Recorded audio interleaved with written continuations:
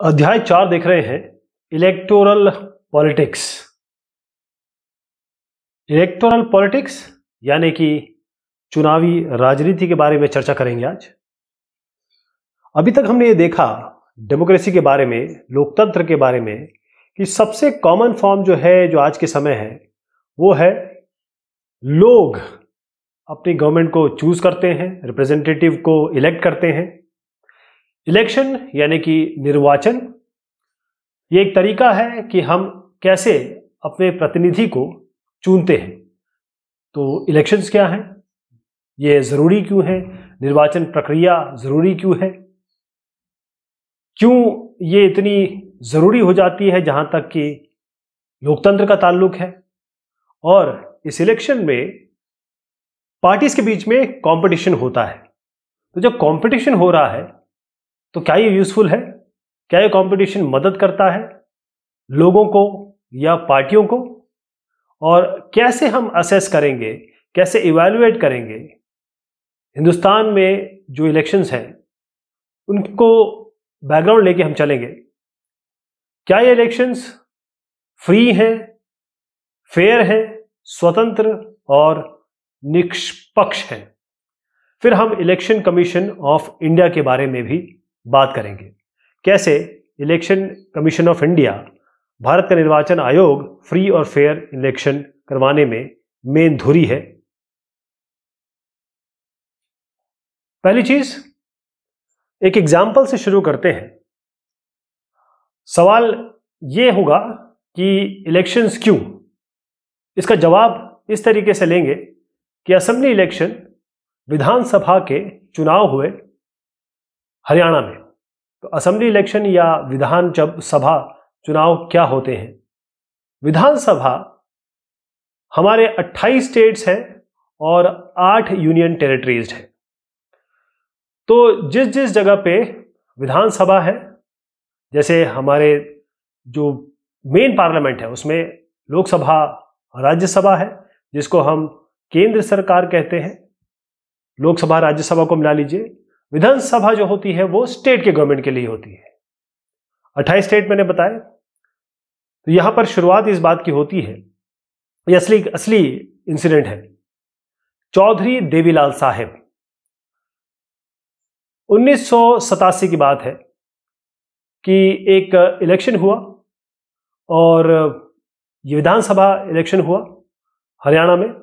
1982 में ये अपोजिशन में थे, ये और इनकी पार्टी अपोजिशन में थी। तो 1982 में चुनाव जीता कांग्रेस ने, इंडियन नेशनल कांग्रेस ने।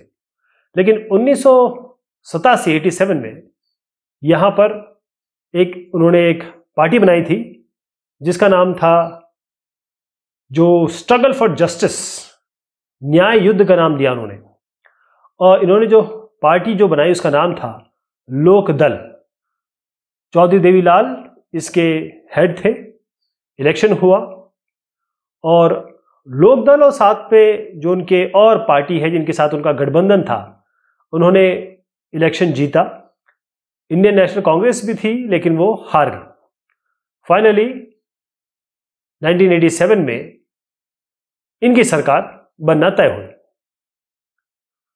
हरियाणा, मैं यहां के असेंबली इलेक्शन की बात कर रहा हूं। क्या चीजें चेंज हुई इसमें, कैसे वो पावर में आए। उन्होंने कहा कि अगर हम जीतते हैं, अगर हमारी पार्टी जीतती है, तो पहली चीज जो हम करेंगे वो ये करेंगे कि किसानों और जो छोटे बिजनेसमैन हैं, छोटे व्यापारी हैं, उनके लोन्स, उनको हम खत्म कर देंगे, वेव ऑफ कर देंगे। उन्होंने कहा कि जो भी गवर्नमेंट बनेगी, सबसे पहली चीज होगी कि हम आपका लोन माफ कर देंगे, आपने जो भी बैंक से लोन लिया हुआ है। तो ये वादा किया उन्होंने। ऐसे पार्टियां वादा करती हैं कि हम पावर में आएंगे तो ये हमारा मैनिफेस्टो, हम ये करेंगे। लोग खुश हो गए, उन्होंने इनको वोट कर दिया और उसके बाद देवीलाल जीते। 1987 की अगर मैं बात करूं तो लोकदल अकेले नहीं जीती, उसके साथ उनकी अलायंस थी, पार्टी थी।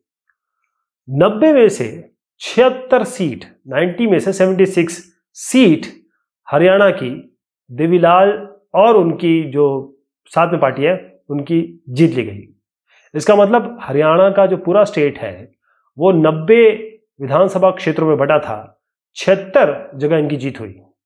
और जो इंडियन नेशनल कांग्रेस जो 1982 में पावर में थी, उनको मात्र 5 सीटें मिली।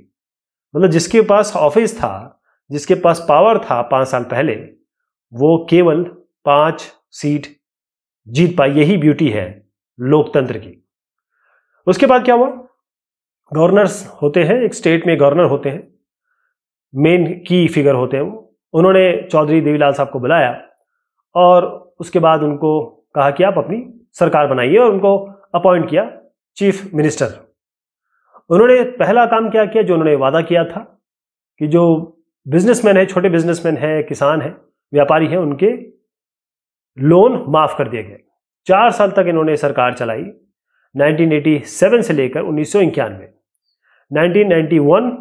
उसके बाद आप देखें कि यहां पर इनकी सरकार जब खत्म होती है, उसके बाद वो नहीं जीत पा रहे। ये समझ लीजिए कि हर एक गवर्नमेंट जो होती है, या फिर एक हम जो निर्वाचन करते हैं, वो 5 साल के लिए करते हैं, लेकिन यहां पर केवल 4 साल इनकी सरकार चली, 87 से 1991, 4 साल केवल चली। 5 साल हम लोग आम चुनाव करते हैं, 5-5 साल में हम सेंट्रल गवर्नमेंट चुनते हैं, और 5-5 साल में हम स्टेट गवर्नमेंट चुनते हैं। और उसके बाद 1991 में फिर से इंडियन नेशनल कांग्रेस फिर से वापस आ गई, जिसकी 5 सीटें थी, अब वो फिर से पावर में आ गई। तो अब आप समझें कि इलेक्शन क्यों जरूरी है। उसके बाद अगला सवाल आता है कि हमको इलेक्शन की आवश्यकता क्या है, कैसे हम अपने प्रतिनिधि को चुनेंगे, कैसे अपने प्रतिनिधि को हम चुनेंगे, अपने रिप्रेजेंटेटिव को चुनेंगे, उसका तरीका क्या है। अगर एक नॉन डेमोक्रेटिक कंट्री है, वहां पर भी इलेक्शन होते हैं, जहां लोकतंत्र नहीं है वहां भी इलेक्शन होते हैं। ये केवल ऐसा नहीं है कि केवल लोकतंत्र में, या ये कहें डेमोक्रेसी का ही फीचर है कि यहां इलेक्शन होते हैं, ऐसा नहीं है। जहां पर लोकतंत्र नहीं है वहां पर भी इलेक्शन होते हैं, राइट। तो डेमोक्रेसी में फिर इलेक्शन क्यों हो रहे हैं, क्यों इतना जरूरी हो जाता है कि बगैर इलेक्शन के कुछ काम नहीं होगा। सबसे पहला एक चीज इलेक्शन होगा। हिंदुस्तान में हम करीबन 134-135 करोड़ लोग हैं अभी फिलहाल, आज के समय। 2017 में 133.9 ये सरकारी आंकड़ा है। अब जितने लोग हैं आप गिनती करेंगे तो सदी लग जाएगी। इतने सारे लोगों को बिठा के आप कोई डिसीजन ले सकते हैं क्या? फिजिबल है? ये इम्पॉसिबल है। इतने सारे लोग, अगर आप ये भी कहें कि इकोनॉमी की बात करें, कुछ लोग होंगे इनमें से बहुत ही मुट्ठी भर जिनको इकोनॉमी के बारे में जानकारी होगी या इकोनॉमी के एक्सपर्ट होंगे, उनको नॉलेज होगा, उनके पास समय होगा। तो 135 करोड़ अगर हमारे पास लोग हैं तो क्यों ना उन लोगों को हम इलेक्ट करें या चूज करें, निर्वाचित करें, जो इन 135 या 134 करोड़ की जनसंख्या के बिहाफ में डिसीजन लेंगे, इनके प्रतिनिधि होंगे। यही तरीका है, इसीलिए निर्वाचन इलेक्शन जरूरी हो जाता है। अगर बगैर इलेक्शन के भी क्या आप किसी को चूज कर सकते हैं, इलेक्ट कर सकते हैं? बिल्कुल। अगर किसी का नॉलेज है, किसी को नोबेल प्राइज मिला हुआ है, तो आप उसको तो वैसे भी इलेक्ट कर सकते हैं, क्योंकि वो अपने मामले में एक्सपर्ट है। ऐसा किया जा सकता है। तो लोग हमारे यहां जो होता है कि वो कैंडिडेट बन के आते हैं, और फिर बहुत सारे कैंडिडेट होते हैं, उनमें से हम किसी एक को वोट देते हैं। जो मेजॉरिटी मिल जाती है, जिसको सबसे ज्यादा वोट मिल जाते हैं, वो जीत जाता है। तो किसी भी डेमोक्रेसी में वोटर, मैं और आप, मतदाता, हम लोग वोट देते हैं और हम तरह तरह के डिसीजन लेते हैं। इसमें यह हो सकता है कि एक आदमी ऐसा भी हो सकता है जो इंडिपेंडेंट हो, निर्दलीय हो, ऐसा भी हो सकता है। तो वोटर कैसे अलग अलग डिसीजन लेते हैं? पहली चीज, ऐसे को चूज करेंगे जो हमारे लिए नीतियां बनाएगा, लॉ बनाएंगे। इसके अलावा वो गवर्नमेंट जो हमारे लिए डिसीजन लेने वाली है। इसके अलावा हम वो पार्टी चूज कर सकते हैं जिनकी पॉलिसी, जिनकी विचारधारा, जिनकी सोच वो हमसे मिलती है और उसको हम बनाना चाहते हैं। तो एक इलेक्शन कैसे डेमोक्रेटिक हो जाता है, इलेक्शन कैसे लोकतांत्रिक हो जाएगा? पहली चीज ये होती है कि मैं, आप, हम कुछ भी हों, कैसे भी हों। इसका मतलब हम अमीर हों, आप गरीब हों, हम हिंदू हों, आप मुस्लिम हों, हम अगड़ी जाति के हों, आप पिछड़ी जाति के हों। फिर से बताता हूं, मैं बहुत अमीर हूं, आप बहुत गरीब हैं, लेकिन हमारे वोट का काउंटिंग, वेटेज एक ही होगा। सबका एक वोट होगा, मेरा भी वोट का वेटेज एक होगा, आपका भी एक ही होगा। तो हम जब वोट करेंगे तो एक ही काउंट होगा, आप भी करेंगे तो एक ही काउंट होगा। दूसरी चीज आती है कि कोई भी आदमी कॉन्टेस्ट कर सकता है इलेक्शन को, इलेक्शन लड़ सकता है और वो वोटर्स को फ्री चॉइस दे। जैसे एक बंदा हो सकता है बीजेपी का हो, एक हो सकता है नेशनल कांग्रेस का हो, एक सीपीआई का हो सकता है। यानी हमारे पास एक तो ये बीजेपी कई लोगों को खड़ा कर सकती है, उनके पास फ्रीनेस हो, और हमारे पास भी एक फ्रीडम हो कि हम इन तीनों में से किसी को भी चूज कर सकते हैं। ये हमारे ऊपर कोई बंदिश नहीं है। तीसरी जो कंडीशन आती है उसमें वो ये है कि निर्वाचन प्रक्रिया एक पीरियोडिक होगी या रेगुलरली होगी। हर एक साल के बाद ये दोबारा की जाएगी। हरियाणा में आपने देखा 1982 में हुआ, 1987 में हुआ, यानी 5 साल का जो अंतराल है उसमें इलेक्शन प्रक्रिया जो होती है वो हुई यहां पर। ऐसे ही 2014 में हमारे यहां चुनाव हुआ था, आम चुनाव का, और 2019 में हुआ, अब 2024 में होगा। मतलब रेगुलरली पीरियोडिक तौर पे गवर्नमेंट बनाने के लिए चुनाव होते रहे। जो लोग चुनते हैं, जिसको वोट देते हैं, वही चुना जाए। ऐसे हो सकता है कि मैं बीजेपी को वोट कर रहा हूं और आप भी बीजेपी को कर रहे हैं, हो सकता है कि सीपीआई मेंबर इलेक्ट हो जाए। तो ये फ्री और फेयर इलेक्शन नहीं होगा, स्वतंत्र और निष्पक्ष चुनाव नहीं है। अगर आप जिसको वोट दे रहे हैं, जिस बंदे को वोट दे रहे हैं, उसको ही वोट मिले, किसी और को ना चला जाए। फिर उसके बाद फ्री और फेयर, ये बहुत जरूरी है। स्वतंत्र और निष्पक्षता से इलेक्शन हो, इलेक्शन इस तरीके से कराया जाए कि कोई अगर बीजेपी का बंदा आता है, आपको कहता है अगर तुम मुझे वोट नहीं दोगे तो मैं तुम्हें देखूंगा, या कोई आता है कांग्रेस का, वो हमें 100 रुपये पकड़ा जाता है कि अगर वोट दोगे तो शाम को फिर लिकर भी मिलेगी। तो इस तरीके की फ्रीनेस और फेयरनेस होनी चाहिए जिसमें ये सब चीजें ना हो, इनकी कोई जगह ना हो। अब मैं आपको एक और सवाल पे ले जाता हूं। जो सवाल है कि क्या ये अच्छा है कि पॉलिटिकल कंपटीशन हो रहा हो, लड़ाई हो रही हो, क्योंकि लड़ाई है। एक कैंडिडेट है बीजेपी का, एक कैंडिडेट है कांग्रेस का, एक है सीपीआई का, एक हो सकता है समाजवादी पार्टी का। ये सारे कैंडिडेट हैं और हम कहते हैं ये चुनाव लड़ रहे हैं। हम ये नहीं कह रहे कि चुनाव में भागीदार है, ये लड़ रहे हैं। आप कहीं भी ये शब्द सुनेंगे, ये कंपटीशन हो रहा है। ये चारों जीतना चाहते हैं। अच्छा है, हेल्दी है कि होना चाहिए, लेकिन ये तो कंपटीशन है, लड़ाई है। हर आदमी इसमें जीतना चाहता है। कभी कभी ऐसा भी हो सकता है कि इनके बीच में जो कंपटीशन है वो कोई और मोड़ ले ले। तो कंपटीशन जो हो रहा है 4 कैंडिडेट के बीच में, जो मैं आपको बता रहा हूं, ये जब लड़ते हैं, हो सकता है 2 सही हो, 2 खराब हो। इसमें से इनमें मसल और मनी पावर यूज कर सकते हैं। जैसे बीजेपी का मेंबर है, पैसे वाला है या बाहुबली है। अब वो तो जिसके पास पैसा है, बाहुबल है, वो दूसरों के लिए प्रॉब्लम क्रिएट कर सकता है, डर्टी ट्रिक्स क्रिएट कर सकता है, वो बाकी तीनों पे प्रेशर डाल सकता है। हो सकता है किसी का नुकसान भी हो जाए। इसका मतलब यह है कि यहां पर अनफेयर चांसेस हो जाएंगे इस कैंडिडेट के जीतने के। तो ये जो कंपटीशन है ये सही नहीं। यहां पर आप ये नहीं कह सकते कि पॉलिटिकल कंपटीशन अच्छी है। कांग्रेस कहती है कि हम सेकुलरिज्म की बात करते हैं, बीजेपी कहते हैं कि हम आएंगे तो हिंदुत्व लाएंगे, सीपीआई कहती है मजदूरों के लिए हम सारे काम करेंगे, समाजवादी कहते हैं कि जब हम आएंगे तो किसानों और पिछड़ी जातियों के लिए काम करेंगे। सब लोग हमारे सामने कोई ना कोई पक्ष रख रहे हैं, विचारधारा रख रहे हैं, यानी अपने मैनिफेस्टो रख रहे हैं। अब हम समझदार हैं, हमें पता है कि किसको वोट देना है। हमको पता है कि देखिए ये जो पार्टी है सही बात करेगी, इसको देना है, तब तो कंपटीशन अच्छा कहला जाएगा। लेकिन जहां पर डर्टी ट्रिक होगी, जहां पर आप गाली गलौज करेंगे, किसी को मीडिया में उछालेंगे, किसी का नाम, गलत बात करेंगे, यहां पर मामला गड़बड़ हो जाता है।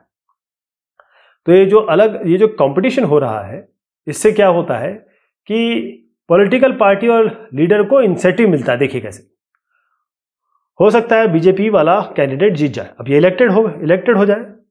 ये हो सकता है किसी एक पक्ष को ये नहीं लाइक करता, या उस बंदे को पसंद नहीं करता, या उस कम्युनिटी को पसंद नहीं करता, तो 5 साल बाद हो सकता है हम इन्हें चेंज कर दें, हो सकता है हम किसी और को पसंद करें।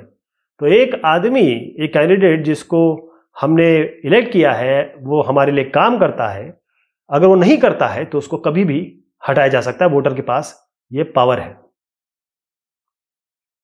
एक और एग्जाम्पल मैं लेता हूं। एक शॉपकीपर, एक दुकानदार, आप और मैं उनके पास जाते हैं कुछ खरीदने के लिए।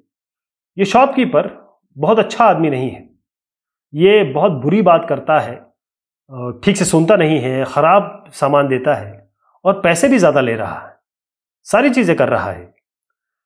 अब ऐसे में क्या होगा? क्या मैं या और आप इनके पास जाएंगे? चलिए एक बार तो चले जाएंगे, लेकिन एक ऐसा दुकानदार है जो अच्छी बात करता है, मुस्कुरा के बात करता है, रीजनेबल प्राइस में देता है और अच्छा सामान देता है, तो अगली बार तो हम इसी के पास जाएंगे ना जो अच्छा सामान देता है, जो केवल बातें नहीं करता है या बदतमीजी करता है। उसके पास तो कभी नहीं जाएंगे, तो हम किसी और पार्टी के पास चले जाएंगे। और यही सच्चाई है। इसीलिए 2/3 अगर आप मेंबर देखें वही बने के रहते हैं पार्लियामेंट में, 1/3 हमेशा हार जाते हैं। इसका मतलब यह है कि अगर हमें कोई पसंद नहीं आता है तो हम उसको हटा देंगे। हमें क्या चाहिए? शिक्षा, रोजगार, रोटी कपड़ा मकान चाहिए। अगर वो नहीं प्रोवाइड करता है या वो उसके लिए काम नहीं करता तो हम उसे हटा देंगे। तो इलेक्शन होता कैसे है? क्या तरीका है इलेक्शन का? हिंदुस्तान एक बहुत बड़ा कंट्री है और हम लोगों ने इसको डिवाइड कर रखा है।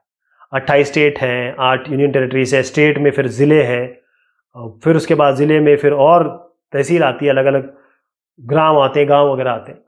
तो हम एक स्टेट को क्या करते हैं, अलग अलग भागों में डिवाइड कर देते हैं। इसको हम विधानसभा क्षेत्र कहते हैं, इसको हम कहते हैं असेंबली कॉन्स्टिट्यूएंसीज। हम क्या करते हैं, अभी मैं आपको विधानसभा के बारे में बता रहा हूँ। तो हम क्या करते हैं कि एक स्टेट को हम अलग अलग भाग में डिवाइड कर देते हैं और डिपेंडिंग अपॉन कितने लोग यहाँ से इलेक्ट होने हैं उस हिसाब से हम बांटते हैं। और ऐसे बांटते हैं कि लोग बराबर हों, वोट देने वाले बराबर हों, और हर एक आदमी, हर एक कॉन्स्टिट्यूएंसी से एक आदमी इलेक्ट होता है। और इन साहब को हम कहेंगे विधायक। क्या कहेंगे? विधायक, या कहेंगे MLA, member of legislative assembly.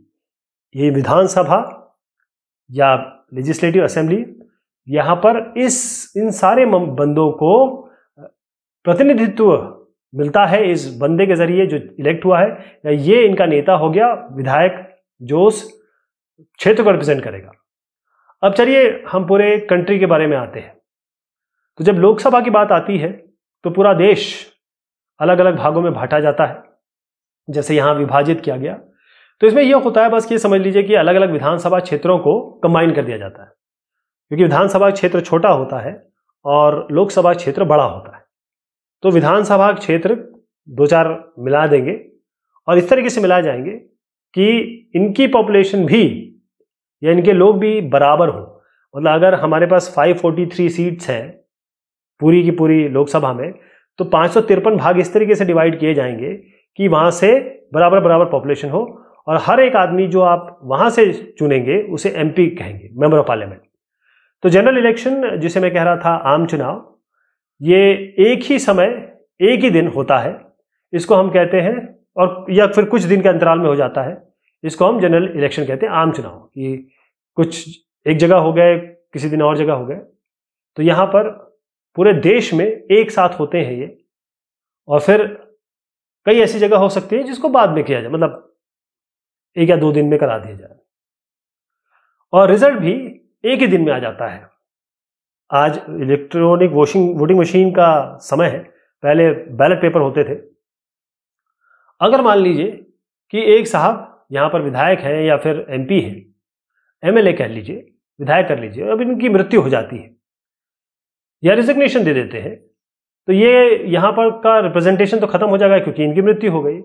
तो इसके लिए इलेक्शन दोबारा होता है। इलेक्शन कमीशन ऑफ इंडिया इसके लिए इलेक्शन कराया जाता है कि किसी एक पर्टिकुलर कंस्टिट्यूएंसी या 2-4 कंस्टिट्यूएंसी के लिए जो मृत्यु किसी की हो गई, किसी MP या विधायक की, उसके लिए जब इलेक्शन कराया जाता है उसे हम बाई इलेक्शन कहते हैं, बाई इलेक्शन। तो इलेक्टोरल कॉन्स्टिट्यूएंसी के हिसाब से, जैसे मैंने बताया कि पॉपुलेशन के हिसाब से इलाकों को बांटा जाता है, इसको हम इलेक्टोरल कॉन्स्टिट्यूएंसीज कहते हैं। जैसे मैंने आपको विधायक क्षेत्र बताया था, इसी तरीके से एक बड़ा, ये छोटा क्षेत्र होता है, बड़ा क्षेत्र होता है जो लोकसभा के लिए होता है, लोकसभा इलेक्शन के लिए। तो पूरा देश 543 कॉन्स्टिट्यूएंसी में डिवाइड किया जाता है। 543 है, वैसे 545 नंबर्स होते हैं लोकसभा में, 2 एंग्लो इंडियन के लिए होते हैं, लेकिन 543 सीट्स है। इसके बाद अलग अलग कॉन्स्टिट्यूएंसीज में डिवाइड कर दिया जाता है। हर एक स्टेट, जैसे मैंने आपको शुरुआत में बताया था कि विधायक के क्षेत्र छोटे होते हैं, लेकिन उनको डिवाइड भी इसी तरीके से किया जाता है। इसका ये काम है कि इन्हीं एरिया को हम इलेक्टोरल कॉन्स्टिट्यूएंसीज कहते हैं। जैसे मैंने आपको बताया, लोकसभा में 543 है, ये आपको याद रखना है। एक आदमी, एक कैंडिडेट एक जगह से इलेक्ट होगा, उसे हम मेंबर ऑफ पार्लियामेंट कहते हैं, मेंबर ऑफ पार्लियामेंट। ये किसके लिए? ये क्या लोकसभा के लिए, राज्यसभा के लिए नहीं। हर एक कॉन्स्टिट्यूएंसी में बराबर की पॉपुलेशन होती है, रफली। जैसे 10 लाख मान लीजिए, तो 543 में 10-10 लाख की पॉपुलेशन होगी। एग्जाम्पल दे रहा हूं मैं आपको। हर एक स्टेट, जैसे मैंने आपको बताया कि वहां पर हम विधायक क्षेत्र में डिवाइड करते हैं उसको, और वहां से MLA इलेक्ट होता है, मेंबर ऑफ लेजिस्लेटिव असेंबली, जिसको हम विधायक कहते हैं। यही चीज पंचायत और म्युनिसिपल इलेक्शन के लिए की जाती है। जैसे अगर आपका एक विलेज है या टाउन है, इसको भी हम अलग अलग वार्ड्स में डिवाइड कर देते हैं। जैसे अगर आप शहर में रहते होंगे तो आपको वार्ड मेंबर होगा, आपका एक पार्षद होगा आपके इलाके का, आपका एक जिसे कॉर्पोरेटर कहते हैं। तो यहाँ पर म्युनिसिपल होते हैं, यहाँ पर भी आपको वोट करना होता है, आपको यहाँ पर भी वोट करना होता है, लेकिन इसको इलेक्शन कमीशन ऑफ इंडिया नहीं कराता है। ध्यान रखिए, इलेक्शन कमीशन ऑफ इंडिया नहीं कराता है, इसको स्टेट कराता है। अब यहाँ पर आप वोट देते हैं बिल्कुल उसी तरीके से जैसे आपने विधायक के लिए और MP के लिए वोट दिया। यहाँ पर भी आप एक सीट कहा जाता है, एक इलाके को सीट किया जाता है, और यहाँ पर आप वोट देके एक आदमी को, एक पार्षद को या एक पंचायत मेंबर को इलेक्ट करते हैं। अगर गांव की बात कर लें तो मैं हरियाणा की अगर बात करूंगा तो लोक दल ने 60 सीट जीते थी, लोक दल ने। इसका मतलब ये है, कुल मिला के कितनी जीती थी उन्होंने? 76 लोक दल और उनके साथियों ने। इसका मतलब पूरे हरियाणा में 90 सीट्स थीं, और 70 मतलब 90, हरियाणा को पूरे 90 भागों में डिवाइड किया गया था, और 90 MLA इलेक्ट हुए, जिसमें 76 जो थे वो देवीलाल और उनके साथ वाले पार्टी में थे। मैं आपको एक गुलबर्गा लोकसभा कॉन्स्टिट्यूएंसी को बताता हूं। अब यहां पर देखें, ये लोकसभा की कॉन्स्टिट्यूएंसी है। यहां पर डिस्ट्रिक्ट बाउंड्रीज देख रहे हैं लाल में, ये लाल में है, और असेंबली कॉन्स्टिट्यूएंसीज जो है वो ब्लैक में है। इसका मतलब ये जो पीले पीले इलाके दिख रहे हैं, पीले पीले इलाके काले बाउंड्री से जो दिख रहे हैं, ये किसकी, क्या है? ये आपकी असेंबली कॉन्स्टिट्यूएंसी है, विधायक क्षेत्र है। यहां से एक एक विधायक चुना जाएगा। लेकिन अगर आप देखें एक MP के लिए चुनाव होगा तो ये सारे पीले तो मिल गए, साथ में जो लाल बाउंड्री है, लाल बाउंड्री ये भी आ गई। तो लाल बाउंड्री के साथ ये मिलके आ गया, तो आपकी एक गुलबर्गा की एक पूरी सीट हो गई MP के लिए। अब आप कहेंगे अफजलपुर तो बहुत बड़ा है और गुलबर्गा छोटा है, या ये कहें आप छोटा इलाका ले, शाहबाद ले लीजिए। आप ये कहेंगे वो इतना बड़ा क्यों है, इतना छोटा क्यों है? मैंने कहा कि ये इसलिए डिवाइड होता है कि पॉपुलेशन जो है इसकी रफली एक जैसी हो। पॉपुलेशन, इसलिए जगह छोटी हो सकती है, बड़ी हो सकती है। कई ऐसी कॉन्स्टिट्यूएंसीज हैं जो रिजर्व है। रिजर्व मतलब आरक्षित। हमारे जो मेकर्स थे, फ्रेमर्स थे, जिन्होंने कॉन्स्टिट्यूशन बनाया, उन्होंने एक तरीका अपनाया कि रिजर्व कॉन्स्टिट्यूएंसी हो, आरक्षित कॉन्स्टिट्यूएंसीज हो। किन लोगों के लिए? जो शेड्यूल कास्ट को बिलोंग करते हैं, शेड्यूल ट्राइब को बिलोंग करते हैं, बेसिकली वीकर सेक्शंस जो है। तो अगर मान लीजिए ये एक जगह है, इसको अलग अलग कॉन्स्टिट्यूएंसी में डिवाइड किया गया, तो ये जो कॉन्स्टिट्यूएंसी है इसमें रिप्रेजेंटेशन होगा, हो सकता है वोटर्स बहुत ज़्यादा हो इसमें एससी और एसटी कम्युनिटी के। इसीलिए हमको यहाँ से एक ऐसा आदमी इलेक्ट होना है या करना है जो इस कम्युनिटी को ठीक से रिप्रेजेंट कर सके, मेजॉरिटी कम्युनिटी को। इसलिए ये जो रीजन है इसको पूरी तरीके से आरक्षित कर दिया गया। वो आदमी जो इस आरक्षित कम्युनिटी जैसे एससी हो या एसटी हो, वो ही यहां से इलेक्ट किया जा सकता है। किताब के हिसाब से अगर देखा जाए जो अब इसमें दिया हुआ है, तो आज लोकसभा के लिए, क्योंकि 543 सीट्स है, 84 सीट शेड्यूल कास्ट कम्युनिटी के लिए है रिजर्व, और 47 शेड्यूल ट्राइब्स के लिए है। ये मैं 1 सितंबर 2012 की बात बता रहा हूं आपको। ये जो रिजर्वेशन का सिस्टम है, आरक्षण का सिस्टम है, ये और थोड़ा आगे बढ़ाया गया और डिस्ट्रिक्ट और लोकल लेवल पे ले जाया गया। कई जगह ऐसा है, कई ऐसे स्टेट है जहां पर पंचायत यानी कि जो गांव का एरिया है और म्यूनिसिपैलिटी कॉर्पोरेशन यानी कि अर्बन एरिया हो गया, वहां पर भी एससी एसटी तो है ही, साथ में ओबीसी का भी जगह वहां पर रिजर्व कर दी गई। एससी एसटी और साथ में ओबीसी भी है। कोई वार्ड हो सकता है जहां से, जैसे ये वार्ड मतलब होता है एक ऐसा क्षेत्र जहां से आप लोकल म्यूनिसिपल इलेक्शन होगा, पार्षद, कॉर्पोरेटर, मैं शहर की बात बता रहा हूं। यहां से एससी भी आ सकते हैं, एसटी भी आ सकते हैं, ओबीसी भी आ सकते हैं, जनरल भी आ सकते हैं। 1/3 सीटें रिजर्व है। जब हम लोकल बॉडी की बात करते हैं, स्थानीय स्वशासन की बात करते हैं, वहां पर 1/3 औरतों के लिए बिल्कुल आरक्षण है। 1/3 33% सीट। तो कुछ ऐसी कॉन्स्टिट्यूएंसीज होती हैं जो बनाई गई है जो शेड्यूल कास्ट और शेड्यूल ट्राइब के लिए है, और कई स्टेट्स ने इसको ओबीसी के लिए भी कर दिया है। लेकिन अब जहां तक हम बात करते हैं लोकल लेवल की, वहां पर 1/3 वुमेन के लिए। अब हम वोटर लिस्ट देखें, मतदाता सूची इसे कहते हैं, वोटर लिस्ट। अगर आप किसी के लिए वोट करने जाते हैं और आपका नाम नहीं है या आप आइडेंटिफाइड नहीं है, आप किसी और से जगह से आ रहे हैं, फॉरेन लैंड से आ रहे हैं। देखिए, कभी भी आप कहीं जाएंगे, जैसे ट्रेन में जाने के लिए टिकट होनी चाहिए, तो वो लोग जो वोट देने जाएंगे उनके लिए एक वोटर लिस्ट में नाम होना जरूरी होता है इलेक्शन से पहले, निर्वाचन से पहले। हिंदुस्तान में जो भी 18 साल से ऊपर है, किसी भी इंसान जो सिटीजन है, 18 साल की एज उसने अटेंड कर ली हो, तो चाहे वो किसी भी कास्ट का हो, क्रीड का हो, कलर का हो, रिलीजन का हो, जेंडर का हो, औरत हो, मर्द हो, यानी कि हिंदू हो, मुसलमान हो, काला हो, गोरा हो, शेड्यूल कास्ट और शेड्यूल ट्राइब हो, कोई भी वोट कर सकता है। ये वोटर लिस्ट कैसे बनती है, क्या तरीका है इसका? जैसे मैंने आपको बताया था अभी कि लोकसभा की 543 कॉन्स्टिट्यूएंसी है। इसको मैं जरा कलर से दिखा दूं आपको, रिजर्व्ड की बात कर रहा हूं मैं। यहां पर जो व्हाइट देख रहे हैं ये सब जनरल कॉन्स्टिट्यूएंसीज है। यहां पर कोई भी कैंडिडेट हो सकता है। जो आप लाल देख रहे हैं, बल्कि ब्राउन कहें इसको ज्यादा बेहतर होगा, यहां पर केवल शेड्यूल कास्ट यानी कि रिजर्व कैटेगरी का आदमी यहां से इलेक्ट हो सकता है, कैंडिडेट हो सकता है। ग्रीन में केवल शेड्यूल ट्राइब यानी आदिवासी जो ट्राइब्स होते हैं वही लोग यहाँ पर इलेक्ट हो सकते हैं, इलेक्शन में लड़ते हैं। तो ये अलग अलग स्टेट की कॉन्स्टिट्यूएंसीज है। अगर आप देखें कि उत्तर प्रदेश से 80 एमपी आते हैं, कहते हैं ना कि पार्लियामेंट का रास्ता उत्तर प्रदेश से होके जाता है, तो 80 सीट्स है। लेकिन आप देखें कहीं कहीं जैसे पुदुचेरी वगैरह है, वहां पर 1 सीट है केवल।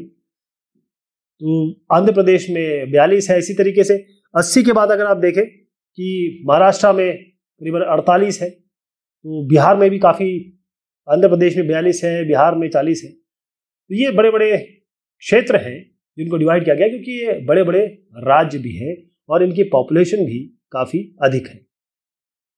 हम बात कर रहे थे वोटर लिस्ट की, हमने यहाँ पर देखा। और अब दूसरी चीज़ आती है नॉमिनेशन ऑफ कैंडिडेट्स। कैंडिडेट का नॉमिनेशन कैसे होगा? जैसे मान लीजिए मैं या आप, हम लोग कैंडिडेट होना चाहते हैं, हम इलेक्शन लड़ना चाहते हैं। हम पार्टी के पास जाएंगे अपनी, वो हमें टिकट देगी, यानी वो आपको ऑफिशियली अपना कैंडिडेट बना देगी उस इलाके से, उस जगह से, उस कॉन्स्टिट्यूएंसी से। इसका मतलब आपके, अगर आपको नहीं देती है, आपको फिर भी चुनाव लड़ना है, क्योंकि हिंदुस्तान में कोई भी चुनाव लड़ सकता है, तो आप जाके निर्दलीय लड़ सकते हैं। आप बगैर किसी पार्टी के भी लड़ सकते हैं, जरूरी नहीं है कि आप किसी पार्टी से संबंधित हो। लेकिन नॉर्मली देखा गया है कि पार्टी वाले जो है वो ज्यादा जीतने की संभावना रहती है। अब मान लीजिए अगर आप हैं, पहले आपको बता दूं कि 18 साल जो एज है वो तो आप वोट दे सकते हैं, ये वोट देने की एज है। लेकिन आप वोटर हो सकते हैं तो आप कैंडिडेट भी हो सकते हैं। लेकिन इसमें एक डिफरेंस है, आप वोटर हो सकते हैं 18 साल में, लेकिन आप कैंडिडेट हो सकते हैं 25 साल में। यदि आपकी एज 25 या 25 से ऊपर है तभी आप कैंडिडेट बन सकते हैं। एजुकेशन लेवल का कोई फर्क नहीं पड़ता है, अगर आप इलिटरेट हैं, अनएडुकेटेड हैं या बहुत ज़्यादा एडुकेटेड है, इससे कोई फर्क नहीं पड़ता है। संविधान आपको पूरे राइट्स देता है कि आप कैंडिडेट बन जाएं। तो जैसे मैंने कहा कि आप इंडिपेंडेंट भी लड़ सकते हैं या किसी पार्टी से आपको टिकट मिलेगा। जब आप कैंडिडेट बन जाते हैं उसके बाद आप इलेक्शन कमीशन ऑफ इंडिया या इलेक्शन कमीशन के ऑफिस में जाएंगे। वहां पर अपना नॉमिनेशन फॉर्म भरना पड़ता है, एक फॉर्म होगा, और वहां पर आपको सिक्योरिटी डिपॉजिट कहते हैं, जिसे हम कहते हैं जमानत। होता यह है कि हर एक आदमी आके फिर कैंडिडेट बन जाएगा, जो चाहे चाहे ना चाहे। तो एक ऐसा पैसा इसमें लगा दिया जाता है कि अगर आप हार जाते हैं तो आपका ये जो पैसा है ये वापस नहीं मिलेगा, जमानत जब्त हो जाएगी आपकी। तो इसलिए इस चीज़ को रोकने के लिए कि हर आदमी चुनाव में ना आ जाए, जो वाकई में चाहता है वो आए, तो अगर आपको मिनिमम वोट नंबर 1 होता है वो नहीं मिले तो आपकी ज़मानत जब्त हो जाती है, या आपकी ज़मानत जब्त हो जाएगी, वो आपको वापस नहीं मिलेगी, सरकार उसे रख लेगी। तो ये पहला हो गया कि आप नॉमिनेशन 25 साल के हो गए, आप गए, आप नॉमिनेशन आपने फॉर्म भर दिया और सिक्योरिटी डिपॉजिट भी आपने भर दिया। उसके बाद जैसे मैंने कहा कि इसके अलावा एक और चीज़ आ गई, अब आपको देने हैं अपनी इंफॉर्मेशन। ये एफिडेविट देना पड़ता है कि आपके ऊपर कौन कौन से क्रिमिनल केसेस लगे हुए हैं, कितने पेंडिंग है आपके ऊपर। इसके अलावा आपके पास पैसा कितना है, ज़मीन कितनी है, जायदाद कितनी है, लाइबिलिटीज़ कितनी है, अपनी नहीं, अपनी तो देनी देनी, साथ में अपने फैमिली मेंबर्स की, भाई भतीजे सबकी देनी पड़ती है। इसके बाद एजुकेशनल क्वालिफिकेशन, कितना पढ़े लिखे हैं आप। वैसे तो ज़रूरत उसकी ऐसी नहीं है, लेकिन ये सुप्रीम कोर्ट ने ऑर्डर दिया है, तो अगर आप ये तीनों चीज़ें देंगे, एफिडेविट आपको भरना पड़ता है, तभी चीज़ आगे बढ़ पाएगी। ये एक इलेक्टोरल रोल दिखाना चाहता हूँ मैं। यहाँ पर एक इलाके में आपका नाम आएगा, तो यहाँ पर होता यह है कि आपको बताया जा रहा है कि आपका नाम क्या है। हर 5 साल में, बल्कि मैं कहूँगा हर एक 5 साल में तो इसका इलेक्शन होता है, और हर साल इसको अपडेट करना पड़ता है, नवीनीकरण होता है।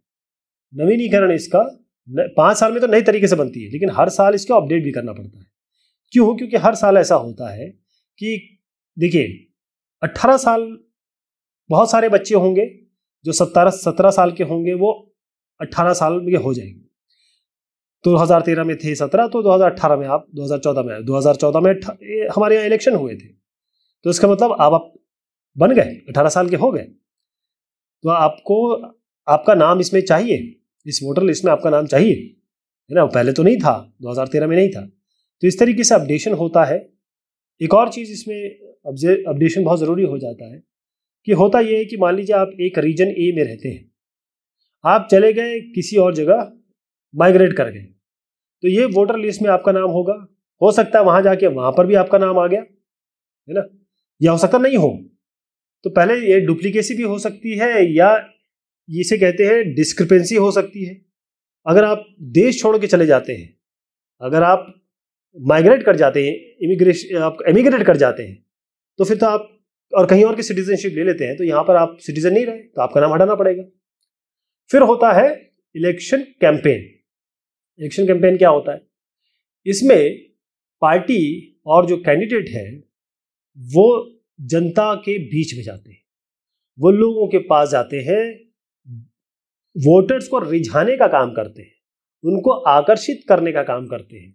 मान लीजिए एक साहब बीजेपी के हैं, कांग्रेस के हैं, अब ये बीजेपी वाले साहब आएंगे और ये अपना मैनिफेस्टो दिखाएंगे और न्यूज़पेपर में आएंगे, न्यूज़पेपर में इश्तिहार देंगे, ये टेलीविज़न पे आ जाएंगे, हो सकता है कांग्रेस के, या रेडियो पे आ जाएंगे, पद यात्रा कर लेंगे या डोर टू डोर कैंपेन कर लेंगे।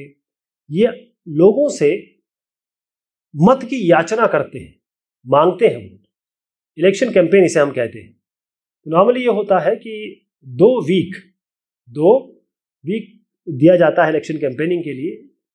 एक्चुअल डेट जो इलेक्शन का होता है उसके पहले मैं आपको बताऊंगा कि थोड़ा एक समय के लिए नहीं दिया जाता है इस समय, लेकिन 2 वीक का समय दिया जाता है कि आप जाइए और अपने आप को प्रेजेंट कीजिए और लोगों से मांगिए वोट।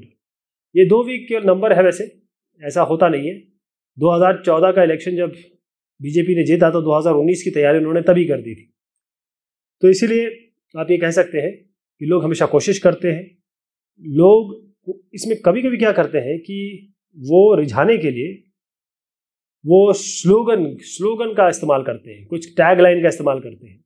जैसे कांग्रेस पार्टी ने किया था 1971 में, इंदिरा गांधी जी ने एक स्लोगन दिया था, गरीबी हटाओ, वो जीत गई।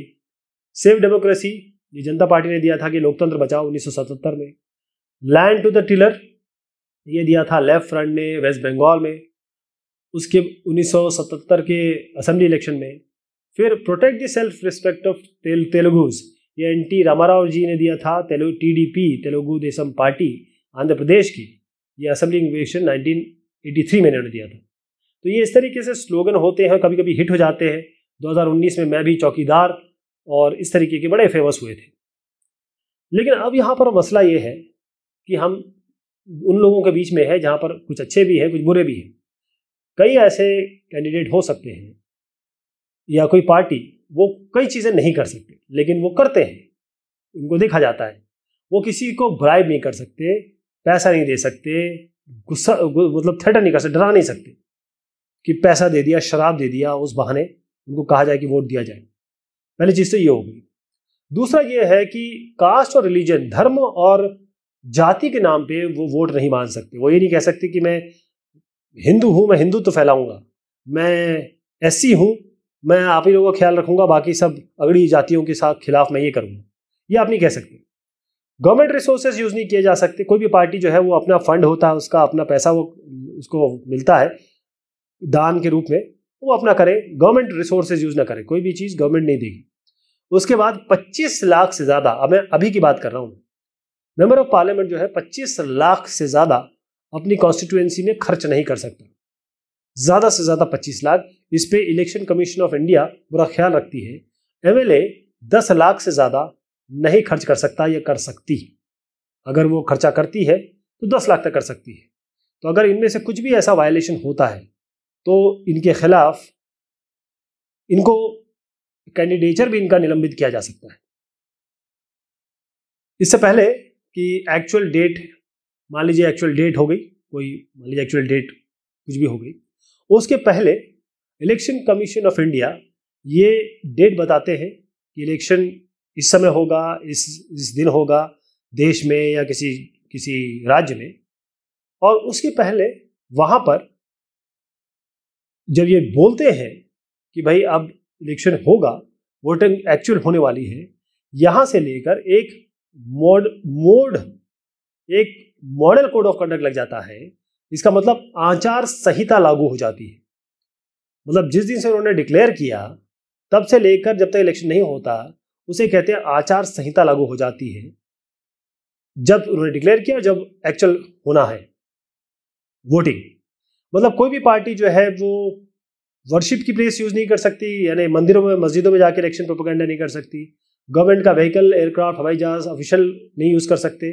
और एक बार इलेक्शन हो गया तो जो मिनिस्टर हैं, जो मंत्रीगण हैं, वो किसी भी चीज़ का फाउंडेशन नहीं ले कर सकते। यानी कोई प्रोजेक्ट की बारे में नहीं कह सकते, कोई बड़ा पॉलिसी डिसीजन नहीं बना सकते, और कोई पब्लिक फैसिलिटी के लिए नहीं कह सकते कि हम जीत गए तो आपके लिए बना देंगे, या हम बना रहे हैं, हम ये बना रहे हैं। तो कोई भी अगर जाता है इलेक्शन में, उसको पता होना चाहिए कि क्या करना है, क्या नहीं करना है। उसके बाद वोटिंग होती है और फिर काउंटिंग होती है। इलेक्शन कमीशन ऑफ इंडिया ये डेट बताती है, ये बताती है कि कई ऐसे जगह बनाती है जो पोलिंग बूथ है, जहाँ पर लोग आएंगे, अपने मत का उपयोग करेंगे, और मोस्टली ये स्कूल्स होते हैं, गवर्नमेंट ऑफिसेस होते हैं, मोस्टली ये स्कूल्स होते हैं। तो आप जाएंगे और आप वोट देंगे तो आपके फिंगर में वो एक इंक लगा देंगे, और बड़ा सीक्रेट होता है, मतलब कास्ट जो वोटिंग होती है सीक्रेट होती है। इसका मतलब कि वो छुपे हुए आप किसी को वोट देंगे, पूरा कवर्ड होता है वो। और जैसे मैंने बताया कि इंक इसलिए लगाते हैं कि आपने वोट दे दिया है, ताकि आप दोबारा वोट ना दें। अच्छा, हर एक पार्टी का एक एजेंट जो है वो अंदर बैठ सकता है, वह देखने के लिए कि वोटिंग सही से हो रही है कि नहीं हो रही है, फ्री और फेयर हो रही है कि नहीं हो रही है, स्वतंत्र निष्पक्ष हो रही है कि नहीं हो रही है। पहले क्या होता था कि पहले पन्ने होते थे, बैलेट पेपर, लोग कागज में ठप्पा लगा के उसमें देते थे, एक लिस्ट होती थी, उसमें ठप्पा लगाते थे। अब चीज़ें चेंज हो चुकी है, ईवीएम, इलेक्ट्रॉनिक वोटिंग मशीन्स, ये हम यूज़ कर रहे हैं। अब ये समय भी बचाता है, एफर्ट भी बचाता है, डिजिटल सिस्टम होता है। इसमें आप काउंटिंग ऑफ वोट जो बैलेट पेपर का, उसमें बहुत समय लग जाता था, 2-3 दिन लग जाते थे, और दूरदर्शन में काफ़ी पूरे 3 दिन पिक्चरें दिखाई जाती थी। लेकिन अब ऐसा नहीं है, इलेक्ट्रॉनिक मशीन से बहुत जल्दी डिसीजंस आ जाते हैं। एक वोटर की तरह अब आपको बाकायदा एक कार्ड मिलता है, जिसको इलेक्शन कमीशन कार्ड कहते हैं या फिर पहचान पत्र कहते हैं। ये जो इलेक्शन का कार्ड है, ये आपका आइडेंटिफिकेशन है। आप जाएंगे वोट देने तो आपके पास ये कार्ड होगा, पहचान पत्र इलेक्टोरल वाला। अगर आपके पास ड्राइविंग लाइसेंस है, अगर आपके पास ईसीसी नहीं है, तो अगर आप कोई भी सरकारी, आपके पास एक दस्तावेज है जिसको आप दिखा सकते हैं कि मैं ये हूँ, ये आदमी हूँ, तो आप वोट दे सकते हैं। कैसे इलेक्शंस हमारे हिंदुस्तान के ये डेमोक्रेटिक हो जाते हैं, कैसे हम कहेंगे ये लोकतांत्रिक है। पहली चीज़ ये है कि जो वोट कराने वाली संस्था है, इलेक्शन कमीशन ऑफ इंडिया, वो इंडिपेंडेंट है, यानी स्वतंत्र है। आपने कुछ देखा होगा कि कभी कभी हो जाता है कि भाई किसी का गलत नाम आ गया, किसी का सही नाम था वो आप हट गया एक लिस्ट से, वोटर लिस्ट से, ये हो सकता है। आपने देखा होगा कि गवर्नमेंट फैसिलिटी का उपयोग हो रहा है, रूलिंग पार्टी है, पावर में है, तो वो सरकारी चीज़ों को यूज़ कर रही है। पैसा पावर जो बड़े बड़े लोग हैं वो यूज़ कर रहे हैं। इसके अलावा वोटर्स को डराना, इंटिमिडेशन और रिगिंग, पोलिंग डे के दिन आप गलत तरीके से वोटिंग करवाना, या जिसे कहते हैं बूथ लूट लेना, तो ये सारी चीज़ें हैं। अब इस इंडिपेंडेंट इलेक्शन कमीशन के पास पूरा कंट्रोल है। जैसे जुडिशरी हमारे यहाँ न्यायपालिका इंडिपेंडेंट है, उसी तरीके से इलेक्शन कमीशन ऑफ इंडिया भी इंडिपेंडेंट है। यहाँ पर इंडिपेंडेंट बताना ज़रूरी है, बार बार स्वतंत्र है, बड़ी पावरफुल इलेक्शन कमीशन है। उनके पास वही स्वतंत्रता होती है जो जुडिशरी के पास होती है, न्यायपालिका के पास, यानी ये सरकार के अधीन नहीं होती। चीफ इलेक्शन कमिश्नर होते हैं, जिसको भारत के राष्ट्रपति, प्रेसिडेंट ऑफ इंडिया, इन्हें अपॉइंट करते हैं। लेकिन एक बार president of India CEC, chief election commissioner को इलेक्ट कर दें, उसके बाद ये किसी के लिए आंसरेबल नहीं रहते थे, ना ही प्रेसिडेंट को आंसरेबल होते हैं, जवाबदेह होते हैं, ये खुद के मालिक हो जाते हैं। तो इलेक्शन कमीशन के बहुत सारे काम होते हैं, क्योंकि पावर बहुत है इनके पास, इनको संस्थागत तौर पे बहुत अच्छी पावर दी गई है, इसलिए इनको पावरफुल संस्था माना जाता है। पहली चीज़ तो ये है कि कॉन्डक्ट, जो इलेक्शन हो रहा है, जब से वो इलेक्शन डिक्लेयर करते हैं तब से चीज़ें ठीक हो रही है कि नहीं हो रही है, और आचार संहिता लागू करते हैं। अगर कोई कैंडिडेट, अगर कोई पार्टी ये वायलेट करती है जो आचार संहिता को, तो उनको वो पनिश कर सकते हैं। इसके अलावा वो गवर्नमेंट को बोल सकती है कि भाई गाइडलाइंस बनाएं, और गवर्नमेंट का कोई पावर अगर यूज़ हो रहा है, अगर वो यूज़ कर रहे हैं इलेक्शन जीतने के लिए, तो हो सकता है वो गवर्नमेंट ऑफिशियल्स को ट्रांसफ़र भी कर दे या ट्रांसफ़र रोक सके। और जो लोग होते हैं गवर्नमेंट ऑफिसर, वो बेसिकली, क्योंकि इलेक्शन कमीशन इतना बड़ा तो संस्था है नहीं, उनके लोग कौन होते हैं जो इनके साथ काम जो करते हैं, वो बेसिकली टीचर्स होते हैं, गवर्नमेंट टीचर्स होते हैं, गवर्नमेंट ऑफिशियल्स होते हैं, तो वो इनके अंडर में काम करते हैं। अब वो इलेक्शन कमीशन उनका मालिक बन जाता है जब तक इलेक्शन हो रहे होते हैं।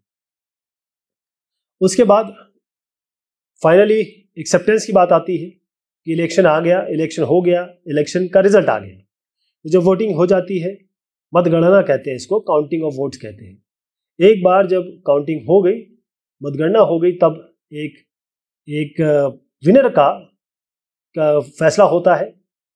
और रूलिंग पार्टीज है, हमने देखा है कि वो हिंदुस्तान में वो हमेशा नेशनल और स्टेट लेवल पे रूलिंग पार्टी है वो हार जाती है। एंटी इनकम्बेंसी बहुत सारे नाम हम लेते हैं इसमें।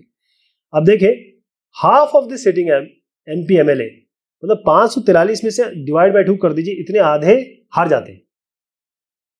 तकरीबन एक राउंड अगर इसका फिगर लिया जाए 260 करीब निकाल दिया जाए। अब अगर आप परफॉर्म नहीं करेंगे, अगर आप जनता का ख्याल नहीं रखेंगे, अगर आप 5 साल के केवल पावर के लिए आए हुए हैं, तो फिर आपको अगली बार वोट नहीं मिलेगा। तो कुछ ऐसी चीज़ें हैं जो इलेक्शन कमीशन के पास पावर है। न्यूज़पेपर कटिंग में, न्यूज़ में आपने देखा होगा, इलेक्शन कमीशन के पास बहुत ज़बरदस्त पावर है। पॉपुलर पार्टिसिपेशन, हिंदुस्तान में पार्टिसिपेशन जो है, यानी कि जो लोग वोट करने आते हैं, अब ये मैंडेटरी नहीं है। हिंदुस्तान में ये नहीं है कि वोट नहीं करेंगे तो कोई जेल हो जाएगी या कानून के खिलाफ हो जाएगा। लेकिन हमने ये देखा है कि हमारे जो पार्टिसिपेशन है वो धीरे धीरे बढ़ रही है। यूके और इंडिया का आप देखें, इसमें 2 अलग अलग कलर में दिखाया जा रहा है। हिंदुस्तान में ये बढ़ा है और अभी थोड़ा स्टेबल हो गया है, लेकिन यूके में देखें तो ये डिक्रीमेंट हो रहा है। जो यूनाइटेड किंगडम में वोट देते हैं वो कम हो रहे हैं। हम लोग बढ़ रहे हैं या फिर कांस्टेंट है, हम कम नहीं हुए। ठीक, यानी वोटिंग परसेंटेज वही थी जो पहले थी, और लोग वोट करते हैं, लोग पार्टिसिपेट करते हैं इलेक्शन में, लेकिन इनको बढ़ाने की ज़रूरत है। 1990, ये मैं एग्जांपल देता हूँ आपको, 2004 की बात बता रहा हूँ मैं, कि those who participated in any election related activity, ये 2004 में ज़्यादा होगा। इंडिया और US के बारे में अगर बात करें, सोशल ग्रुप्स, यानी कौन अलग अलग कास्ट हमारे यहाँ, upper caste, OBC, SC ST, इस तरीके से यूनाइटेड स्टेट्स में वाइट, ब्लैक और हिस्पैनिक होते हैं, ब्लैक, काले गोरे, और जो नीचे के इलाके मैक्सिकन वगैरह वो जो होते हैं हिस्पैनिक। तो यहाँ पर आप देखें कि यहाँ पर ST के सबसे ज़्यादा वोटर टर्नआउट है। अगर अपर कास्ट के देखें तो कम लोग वोट करने जाते हैं, ST ज़्यादा जाते हैं। फाइनली मैंने कहा कि काउंटिंग हो गई, अब रिजल्ट आएगा, और रिजल्ट आएगा तो एक जो जिसका चयन हुआ है, जिसको लोगों ने इलेक्ट किया है, उसका नाम भी सामने आएगा। तो हर आदमी इसको एक्सेप्ट करता है। जो हारता है वो भी उससे बड़े इज्जत से उसको महसूस करता है, और बताता है लोगों को कि हम अपनी हार महसूस करते हैं, हारते हैं, हम देखेंगे क्या करना है।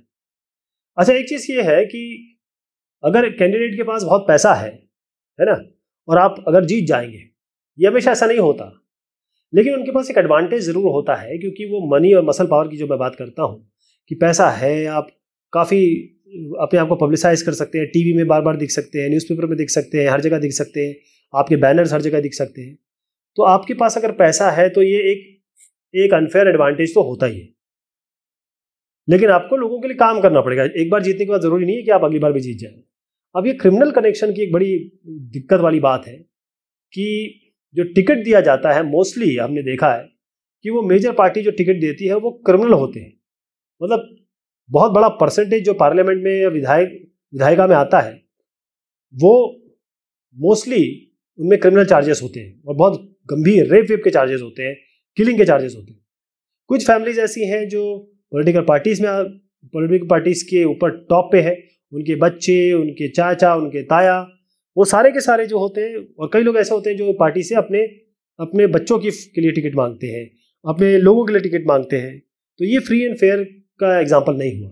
कई बार इलेक्शन जो होता है, कई बार आपको कम चांसेस देता है, ऑर्डिनरी सिटीजन को कम चांसेस देता है, कि अगर कोई पार्टी है, 2 पार्टी है, जो एक ही पार्टी है, अगर आप बात करें शिवसेना और बीजेपी की, तो अगर महाराष्ट्र में जाएंगे तो दोनों का एक ही एजेंडा है, हिंदुत्व। अब किसको वोट किया जाए, वो तो आदमी कंफ्यूज हो जाएगा। जो छोटी पार्टीज है और जो इंडिपेंडेंट कैंडिडेट्स होती है, वो मैंने कहा कि बड़ी पार्टी जिनके पास करोड़ों का पैसा है और जिनके पास कई मीडिया है, उनके मीडिया हाउसेज उनके कंट्रोल में है, तो फिर न्यूज़ चैनल उनके हाथ में है, वहाँ पर जीतना थोड़ा सा मुश्किल हो सकता है। कई पार्टी है उनके खुद के चैनल्स हैं, उनसे जीतना थोड़ा मुश्किल हो जाएगा। तो कुछ ऐसी प्रॉब्लम्स मैंने बताई, वो चैलेंजेस हैं जो हमारे सामने हैं जहाँ तक हम इलेक्शन कमीशन की बात करते हैं। कुछ यहाँ पे शब्द हैं जो यहाँ पर आए हैं। बूथ कैप्चरिंग का मतलब ये होता है कि बूथ वहाँ पर होता है जहाँ पर लोग जाके वोट करते हैं। तो अक्सर देखा गया है कि वहाँ पर कोई बाहुबली जाके वहाँ पर फिजिकल कंट्रोल ले लेता है और वहाँ पर वोट डालता है अपने आदमी के लिए, अपने कैंडिडेट के लिए। बाकी वोटर्स को रोक देता है या डराता है, गोलियां चलाता है, गुस्सा करता है। इसे बूथ कैप्चरिंग कहते हैं। कोड ऑफ कॉन्डक्ट का मतलब ये होता है आचार संहिता, कि कुछ नॉर्म्स और गाइडलाइंस है जो एक पॉलिटिकल पार्टी या कैंडिडेट को फॉलो करना पड़ता है इलेक्शन टाइम के समय। कॉन्स्टिट्यूएंसी का मतलब होता है वो एक ऐसा जोग्राफिकल एरिया, भौगोलिक एरिया जो जहाँ से एक रिप्रेजेंटेटिव आता है। इंक्यूबेंट का मतलब ये होता है कि आज जो पॉलिटिकल ऑफिस को होल्ड करता है। जो वोटर की ये होता है कि भाई जो पार्टी है इंक्यूबेंट पार्टी, वो हम कोशिश ये करते हैं कि दूसरी पार्टी को जिताएं। ठीक, अगर खासतौर पर विचारधारा से ना जुड़े हो तो हम कोशिश करते हैं। इनक्यूबेंसी ये होती है। लेवल प्लेइंग फील्ड का मतलब होता है ऐसी कंडीशन जिसमें सारे पार्टीज और कैंडिडेट उनके पास पूरी इक्वल अपॉर्चुनिटीज होती है, अपने वोट के लिए मांग करें और इलेक्शन कैंपेन कर सके। मतलब हर आदमी के लिए पूरा पॉसिबिलिटी है। रिगिंग का मतलब ये होता है गलत तरीके, मैल प्रैक्टिसेस। वो अपने वोट लाने के लिए गलत प्रैक्टिसेस का यूज करते हैं। जैसे बैलेट बॉक्सेस में कई लोग वोट भर देते हैं, अपने वोट भर देते हैं और एक ही आदमी बार बार आके वोट कर रहा है। पैसा दे देते हैं पोलिंग ऑफिसर को या डरा देते हैं, धमका देते हैं कि भाई इनके इसमें वोट करवाइए। टर्नआउट का मतलब ये होता है जितने सारे वोटर हैं और कितने लोग वोट करने के लिए आए। ये बात हुई इस चैप्टर की। बहुत शुक्रिया, बहुत मेहरबानी आप सभी की।